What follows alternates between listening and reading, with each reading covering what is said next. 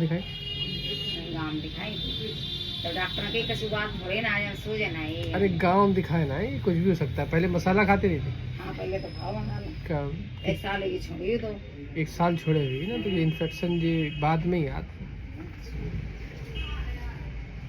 मसाला खाने के बाद ये दिक्कत हो सकती है। वैसे कोई घबराने वाली बात नहीं है। अब दवा दे रहे कोई ऐसे पूरी पराठे और बादी चीजें तो पूरी पराठे जो खाई ले तो हमें बहुत आराम हो। नहीं, लेकिन पता जो चावल आवल खाई ले बेसन वाली चीज हाँ नहीं, अब आपको परहेज ही करने। जब ये दवा चले तो परहेज जरूर करो, और बादी चीजें नहीं। चावल बादी में आता है, कटहल है, कद्दू है, ये सब चीजें बादी में। ये मत खाइए, बादी आएंगे तो अंदर सूजन बढ़ जाएगी। हाँ, जब ये कवर होने लगे तो तब उसके बाद कभू कभार खा लो कोई बात नहीं, वैसे ना करो। बंद करो जो दूध मठा था, बंद रखो। दूध मठा, उड़द की दाल, भिंडी और दाल तो कहूँ ना खा, लेकिन हाथ चावल तो खाई ले। चावल बंद रखो। चावल मोदी फ्री दे रहे जय खा। ना